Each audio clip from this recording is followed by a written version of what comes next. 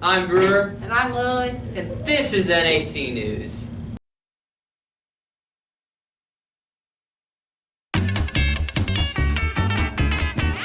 Going down North Andrew, gonna have myself a good time.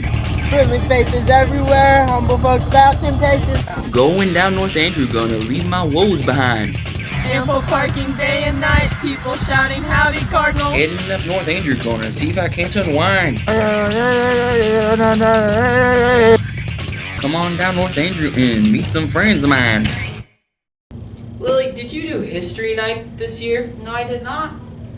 Kara and Tristan have a story about History Night. Thursday, February 11th, National History Day, was at North Andrew, where students were judged on a project. History Day is an academic program that focuses on historical research. 6th to 12th grade students are able to participate in this competition. The students are able to choose one out of 5 of these categories: documentary, exhibit, historical paper, performance, or website. There's also a theme every year for the competition. This year, the theme was Communication in History. There are a total of 33 students moving on to regionals that will be held in Maryville, Missouri. In the category of documentaries, first place went to Marshall Todd and Maddox Eibert, with the documentary called Communication Through Animation, Key to Understanding. In group exhibits, first place went to Ellie Lawrence, Lily Cochran, and Gracie Wilmus, with their project Deal President Now, Communicating Through Protest. In individual exhibits, Jaden Wall got first place with this exhibit, Core of Discovery.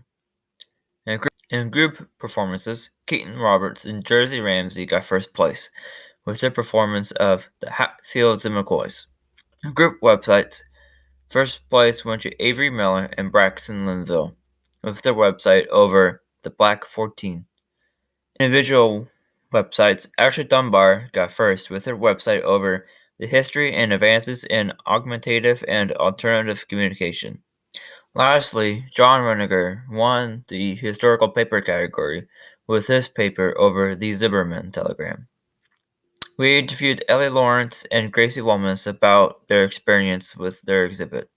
We also interviewed Jaden Wall over his individual exhibit. Amazing job to every student who participated in National History Day. How do you guys feel about getting first? Very excited about it. It was a really big surprise to me. Yeah, ready to move on and see how far we can go. Yeah. And how was the experience of it all? It was pretty fun. Yeah, it was fun. So what was most difficult about your project? Most difficult part about my project was probably getting it all done and just finding all the research. Okay, so how was your experience overall? I mean, it was fun. I love National History Day. It's a lot of fun to learn about a certain subject, and it was really exciting. Sure's been snowing out there, huh? Yes, it has. But did you hear about Texas? Sophie and Randa have a story about it. Missouri, we think it's cold, but let's take a moment to talk about Texas. Within the past week, Texas has been experiencing a statewide power outage. They have also been going through snowstorms and struggling to get by. They have been experiencing an ultimate cold front.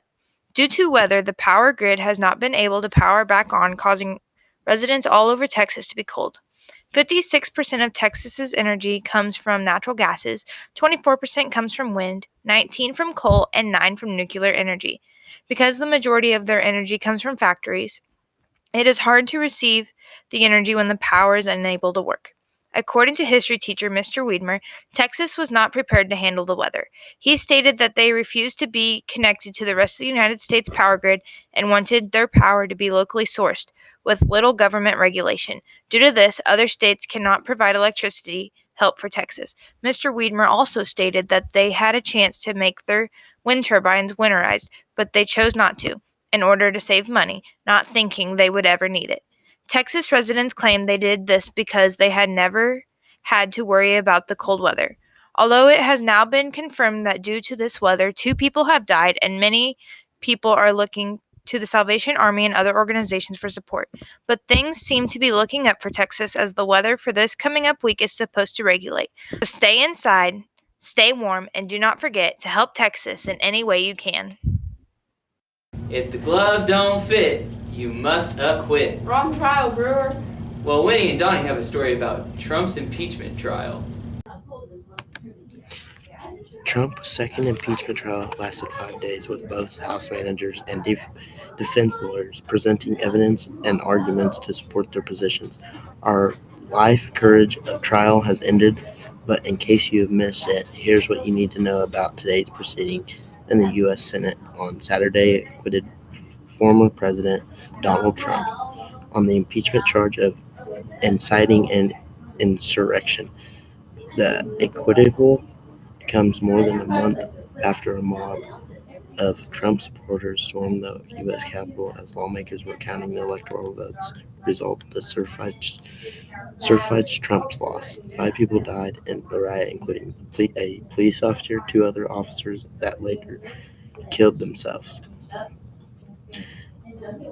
A majority of the Senate voted to convict Trump, 57 to 43, including 7 Republicans, but 2/3, or 67 votes, was needed to convict. It was the second time Trump was acquitted in an impeachment trial. Thank you.